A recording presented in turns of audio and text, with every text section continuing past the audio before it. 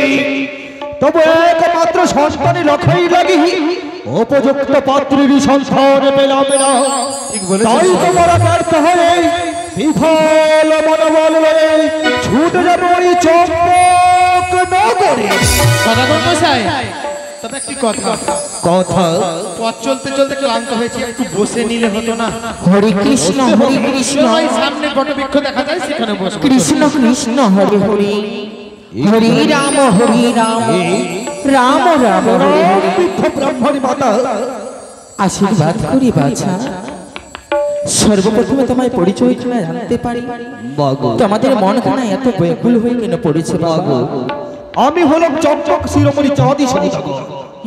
একমাত্র সন্তানের লক্ষ্যই লাগি পাত্রী অন্বেষণে ব্যর্থ হয়ে ছুটে চলেছি আমি চম্পকের নগরে।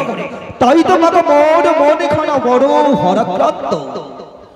বাবা, চম্পক অধিপতি চাঁদ সদাগর বেরিয়েছিল সুপাত্রীর সন্ধানে। সুপাত্রীর সন্ধান পাসনি, বৈমুখ হয়ে ফিরে যাচ্ছে নিজের গৃহে, তাই না?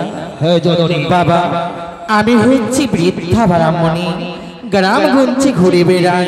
আমি যে সুপাত্রীর সন্তান বলে দিতে পারি বাবা। সুপাত্রী সন্তান বলে দেবে?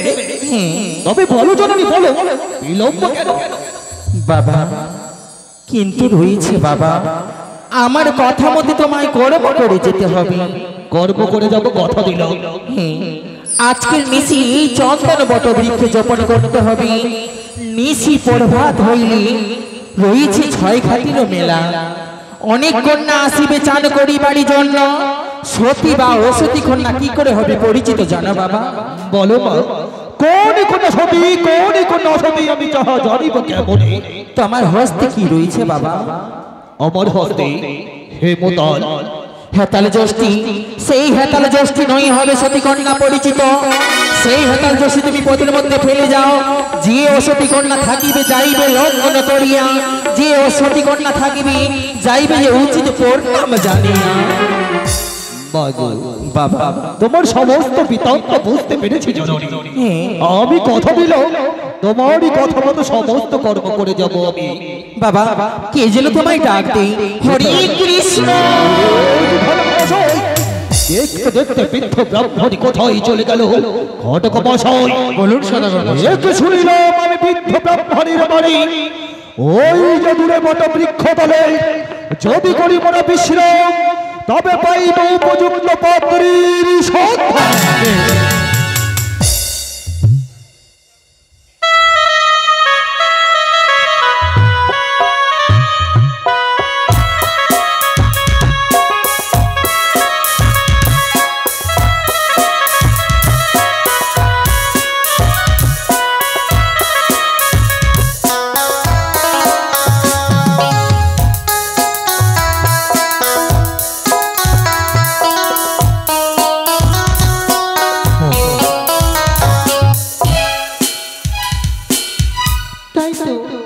বিলম্ব করবো না, মায়ের কাছ থেকে বিদায় নিয়ে এসেছি। আমি যাবো ধুলো খেলা খেলতে। রয়েছে কি অষ্ট সখী, তাদেরকে সঙ্গে করে নিয়ে যাব আমি ধুলো খেলা খেলতে। সখী, আরে ও সখী, আসো সখী, দাঁড়াও।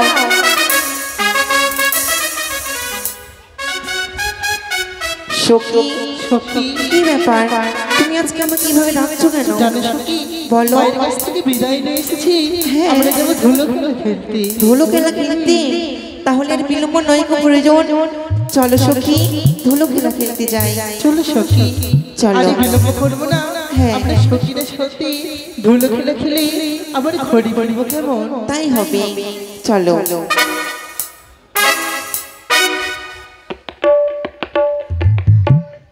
সখী, বলে তো সখী, আজ যে তুমি ধুলো খেলা খেলবে, এই ধুলো দিয়ে তুমি সর্বপ্রথমে কি বানাবে?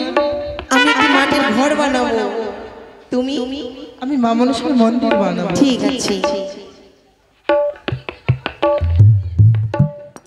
হ্যালো শুধু ভক্তমন্ডলী, কেউ যাবেন না। এখন মা বেহুলা ধুলো খেলা খেলছে। এখন কিন্তু এগুলো ধোয়া উঠে গেছে, এখন কিন্তু এগুলো ধোয়া আর গাওয়া হয় না। তাই আমরা মনস্থির করেছি কিছু পুরাতন ধোয়া এখানে গিয়ে শোনাবো। তাই কারো যদি চামড়ের বাতাস নেওয়ার ইচ্ছা হয় একটু হাত দেখাবেন, আমি যাব। এখন মা বেহুলা কি করছে? ধুলো খেলা খেলছে।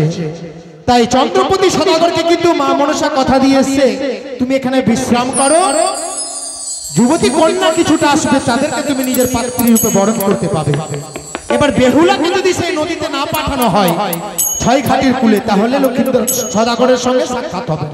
তাই মা মনসা ছলনা করছে, কি করছে? বেহুলা ধুলো খেলা খেলছে, সেই সময় কি করছে শুনো। তাই পদকবি জগজ্জীবন সুন্দর একটি ধোয়া লিখেছে, এটা অনেক পুরাতন ধোয়া, আমরা আমাদের দাদাদের কাছে শুনেছি, তাই গাইবার চেষ্টা করছি, ভুল ত্রুটি হলে ক্ষমা করবে। তাই বেহুলা খেলছে খেলা, আমরা যেটা নারকেলের মালাই পাই, যেটা নিয়ে খেলা করি, মা বেহুলা ধুলার মধ্যে রান্নাঘর ঠাকুর ঘর তৈরি করছে এবং সেই ভাণ্ডার মধ্যে রান্না করছে এবং খেলা খেলছে। তাই পদকবি জগজ্জীবন বলছে, ওরে খেলে রে বেহুলা বালি চুকাই মালাই লইয়া রে, আরে খেলে রে বেহুলা বালি চুকাই মালাই লইয়া রে।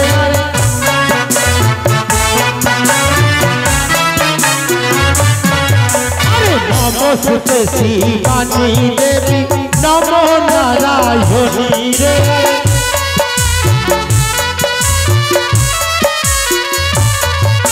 চুকাই মালাই বলতে ওই যে নারকেলের ডাব্বাটা বাজায়, আমাদের এখানে ডাব্বা বলে, কেউ মালাই বলে, সেটা নিয়ে খেলছে। আর কি খেলছে? আরে খেলে বেহুলা অষ্ট সখী লয়ে ধুলাই তরি রে।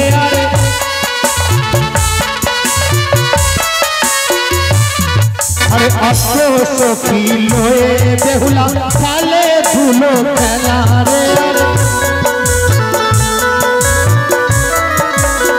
এই সময় মা বেহুলা ধুলা খেলা খেলছে, এই সময় দান করলে কি হয়?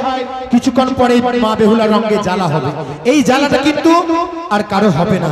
তাই এই দিকেতে এক দাদা করেছিল তানরে।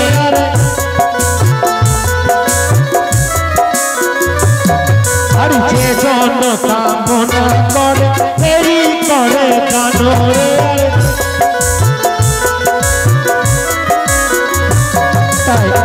হাত দেখাবেন, আমি সবার কাছে যাব। এইদিকে এক মাতা কি করেছে? বেহুলা চুকাই মালো নিয়ে খেলা করছে, এই সময় আমার হস্তে পড়েছে 20 টাকা দান, তার মধ্যে দক্ষিণা। আর বৃদ্ধ মাতা দেখো এবার কি কর্ম করিল রে।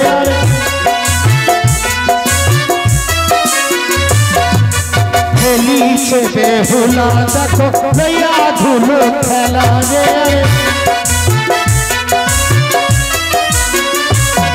আরে নমস্তে শিবানী দেবী নমো নারায়ণী রে। তাই এদিকে মহামায়া সত্যি কি করেছে? আরে পদ্মাবতী অন্তরে জানিল তার কথা রে। এদিকে ছোট্ট ছোট্ট বুনুরা ছোট্ট ছোট্ট হাত দিয়ে 1 টাকা 2 টাকা করে দান করছে।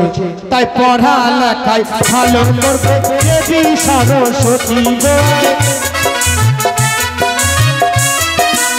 তাই মা মনসা কি করেছে? মা মনসা কি করেছে? এক রাখালের রূপ ধারণ করে গেছে বেহুলার কাছে আর বলছে, আমার সঙ্গে খেলা করো ও গো সুন্দরী গো। তোমার রাতে রাখাল হয় লয় মোর খেলা গো। তাই মা বেহুলা বলছে, ও রাখাল ছেলে তুমি কোথায় থেকে এসছো আর আমি তোমার খেলা নেব কেন? বলছে সিজুয়াতে আছি আমার ভয় ঘর বাড়ি গো। বলছে সিজুয়াতে হয় আমার ঘর, কিন্তু মা বেহুলা বুঝতে পারেনি যে এটা ছলনা রূপে মনসা রয়েছে। তাই মা বেহুলা কিন্তু তার খেলা নিচ্ছে না। আরে দূরে যাও দূরে যাও কষ্ট দুষ্টু রাখাল রে। বলছে দূরে যাও ও দুষ্টু রাখাল, তোমার খেলা নাহি মোরা নিব গো শোনো মোর। তাই যখন মা বেহুলা বলেছে তার খেলা নেব না, পদ্মাবতী তো তাকে নদীতে পাঠাতেই হবে। তাই মহামন্ত্র পাঠ করে ধুলার মধ্যে বসে সেই রাখাল ঘর সব ভেঙে দিল। আরে রাখালে দেখো এবার কর্ম কি কর্ম করিল, সেই ধুলো এখন ছদ্মবেশী মনসা কি করলো, বেহুলার অঙ্গে ছিটিয়ে দিল এবং বেহুলার সর্বাঙ্গ জ্বালা করে উঠলো। আরে জগৎ জীবন কবি মনসার কাশরে,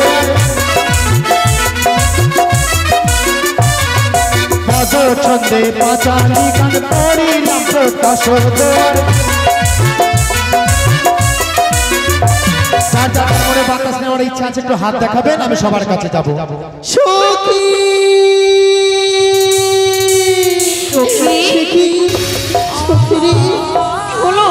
না ছেলে সর্বাঙ্গ যেন আগুনের মতো দাউ দাউ করে চলে উঠলো। সখী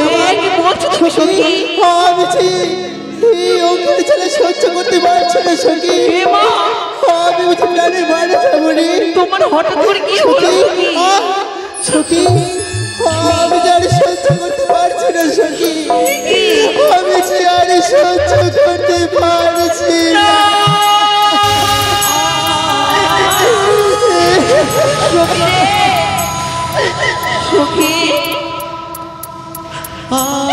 সখী আমি কেন এসেছিলাম এই দোলনা খেলতে, সর্বাঙ্গ যেন অগ্নির মতো দাও দাও করে জ্বলে ওঠে সখী, আমার সর্বাঙ্গ